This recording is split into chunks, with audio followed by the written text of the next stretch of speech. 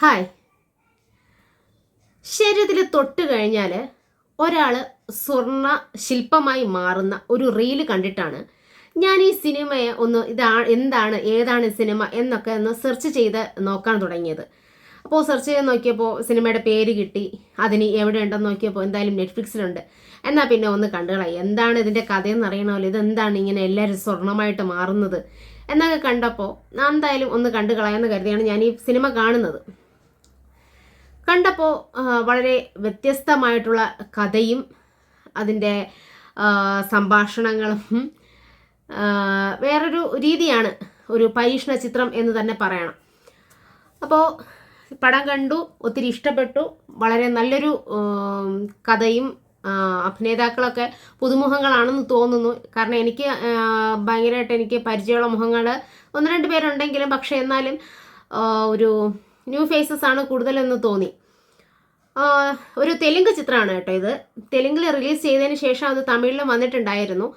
ഇപ്പോൾ നെറ്റ്ഫ്ലിക്സിൽ ഞാൻ തമിഴാണ് കണ്ടത്. ഓക്കെ, അപ്പോൾ ഈ ഗ്രാമത്തിലുള്ളവർക്ക് ഒരു ശാപം കിട്ടുകയാണ്. അപ്പോൾ അവർ ഡയലോഗ് പറയുമ്പോൾ അല്ലെങ്കിൽ നമ്മളൊന്ന് സംസാരിക്കുമ്പോൾ ആ സംസാരിക്കുന്നത് ഇതുപോലെ നമുക്ക് കേൾക്കാനായിട്ട് സാധിക്കില്ല. അതെല്ലാം പാട്ട് പോലെയാണ് വരുന്നത്. എന്ത് സംസാരിച്ചാലും അതിന് ഈ പിണക്കങ്ങളായിക്കോട്ടെ, വഴക്കുകളായിക്കോട്ടെ, സങ്കടങ്ങളായിക്കോട്ടെ, ലവ് സീനുകളായിക്കോട്ടെ, എന്ത് തന്നെ സംസാരിച്ചാലും അത് പാട്ടാണ്. അത് ആ ഗ്രാമത്തിലുള്ളവർക്ക് ശാപം കിട്ടിയതാണ്, എന്ത് സംസാരിച്ചാലും പാട്ടായി മാറുക എന്നുള്ളത്. അപ്പോൾ ഈ ശാപം എങ്ങനെയാണ് അവർക്ക് മാറ്റാനായിട്ട് പറ്റുന്നത്? എന്ത് ചെയ്താലാണ് ഈ ഒരു ശാപം മാറുന്നത്? പഴയ പോലെ ഒരു സാധാരണ മനുഷ്യരെ പോലെ അവർക്ക് സംസാരിക്കാനായിട്ട് സാധിക്കുമോ? അതോ ഇനി ഈയുള്ള കാലം മുഴുവനും അവർക്ക് ഈ ഒരു രീതി ആയിരിക്കുമോ അവർക്ക് സംസാരിക്കാൻ പറ്റുന്നത്, അല്ലെങ്കിൽ പാട്ടായിരിക്കുമോ അവർക്ക് പറയാൻ പറ്റുന്നത് എന്നുള്ളതാണ് ഇതിൻ്റെ കഥയെന്ന് പറയുന്നത്. അപ്പോൾ എന്തായാലും ഒരുപാട് നല്ലൊരു മൂവിയാണ്. കാരണം ഇതുവരെയും നമ്മൾ പരീക്ഷണമായിട്ട് വരുന്ന സിനിമകൾ നമുക്ക് ഒരു വ്യത്യസ്ത അനുഭവമാണല്ലോ. ഇങ്ങനെയൊക്കെ ചെയ്യാൻ പറ്റും, ഇതുപോലെ നമുക്ക് ചെയ്താലും പടം വിജയിക്കും എന്ന രീതിക്ക് ഒരുപാട് നമുക്ക് ചിന്തകൾ നമുക്ക് വന്നു പോകും. അപ്പോൾ എൻ്റെ ഹസ്ബൻഡ് ഞാനും കൂടെയാണ് ഈ പടം കണ്ടത്. പലയിടത്തും ഹസ്ബൻഡിന് നല്ല രീതിയിലൊക്കെ ഒരു ഫീലൊക്കെ കിട്ടുന്നുണ്ടായിരുന്നു. ഒരുപാടിടത്തൊക്കെ ഒരു കണ്ണ് നിറയുന്ന ഒരു അവസ്ഥയൊക്കെ കണ്ടിരുന്നു. നല്ലൊരു മൂവിയാണ്. അപ്പോൾ മൂവി കണ്ടതിന് ശേഷം എന്തായാലും ആദ്യമൊക്കെ ഞാൻ വളരെ അടിച്ചടിച്ചാണ് കണ്ടിട്ടുണ്ടായിരുന്നത്. എന്താണ് എനിക്ക് അതൊരു സീന് വെച്ചിട്ടാണല്ലോ കണ്ടതെന്ന് വെച്ചാൽ എല്ലാവരും സ്വർണ്ണമായി മാറുന്നു എന്നൊരു സീന് വെച്ചിട്ടാണല്ലോ. അപ്പോൾ നായകനെ നായികയും വലിയ പരിചയമൊന്നുമില്ല. അപ്പോൾ അങ്ങനെ അടിച്ചടിച്ച് കണ്ടപ്പോൾ ഞാൻ ഡയറക്ഷൻ്റെയോ അല്ലെങ്കിൽ ഈ പ്രൊഡക്ഷൻ സൈഡോ അതൊന്നും നോക്കിയിട്ടുണ്ടായിരുന്നില്ല. അപ്പോൾ ഈ പടം കണ്ടു തീർന്നതിന് ശേഷമാണ് ഇതിൻ്റെ ഡയറക്ടർ ആരാണ്, പ്രൊഡ്യൂസർ ആരാണ് എന്നുള്ള രീതിയിലൊക്കെ നോക്കുന്നത്. അപ്പോൾ നോക്കിക്കഴിഞ്ഞപ്പോൾ ഡയറക്ടർ എന്ന് പറയുന്നത് ശ്രീനിവാസ റാവു. ഒരുപാട് പരീക്ഷണ ചിത്രങ്ങൾ ചെയ്തിട്ടുള്ള ഒരു വ്യക്തിയാണ്. അപ്പോൾ നീണ്ട 10 വർഷങ്ങൾക്ക് ശേഷം അദ്ദേഹം തൻ്റെ 94ാമത്തെ വയസ്സിലാണ് ഈ സിനിമ ചെയ്തിരിക്കുന്നത്. സിംഗീതം, സംഗീതം എന്നല്ല, സിംഗീതം.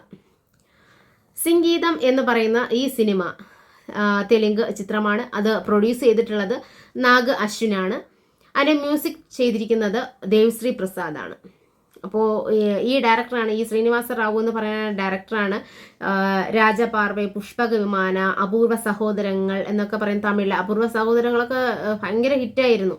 അപ്പോൾ ആ ചിത്രങ്ങളൊക്കെ ഈ ശ്രീനിവാസ റാവു എന്ന് പറയുന്ന ഈ ഡയറക്ടറാണ് ചെയ്തിട്ടുള്ളത്. അദ്ദേഹം മിക്കതും പരീക്ഷണ ചിത്രങ്ങൾ തന്നെയാണ്. പ്രൊഡ്യൂസറായും സ്ക്രീൻ പ്ലേ, ഡയലോഗ്, അങ്ങനെ സിനിമാപരമായിട്ട് എല്ലാ പിന്നിലും പ്രവർത്തിച്ചിട്ടുള്ള ഒരു വ്യക്തിയാണ്. അപ്പോൾ തൻ്റെ ഈ വയസ്സായ ഈ പ്രായമാകുന്ന ഈ സമയത്തും തൻ്റെ 94ാമത്തെ വയസ്സിലും അദ്ദേഹത്തിന് ആ സിനിമയോടുള്ള ഇഷ്ടവും സ്നേഹവും ആ ഒരു പാഷൻ അദ്ദേഹം മനസ്സിൽ കൊണ്ട് നടക്കുന്നത് എത്രത്തോളം ആണെന്ന് ഈ സിനിമ കണ്ടപ്പോൾ എനിക്ക് മനസ്സിലായി. കാരണം ഈ ഒരു വയസ്സും പ്രായവും ഒന്നും കാണാതെയാണല്ലോ നമ്മൾ ആ സിനിമ ഇഷ്ടപ്പെട്ടത്. അപ്പോൾ ഈ ഒരാളുടെ പ്രായത്തെ കൂടെ നോക്കുമ്പോൾ അത് നമുക്ക് ഭയങ്കര ഒരു സന്തോഷമാണ്.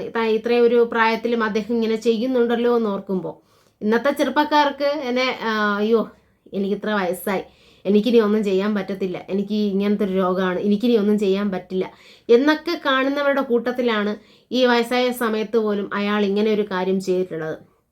അത് എടുത്തു പറയേണ്ട ഒരു കാര്യം തന്നെയാണ്. അപ്പോൾ ഈ പടത്തിൻ്റെ പേരെന്ന് പറയുന്നത് സിംഗീതം എന്നാണ്. അപ്പോൾ ഞാനിതിൻ്റെ പിക്ചർ ഇവിടെ കൊടുത്തിരിക്കാം, ടൈറ്റിലൊക്കെ.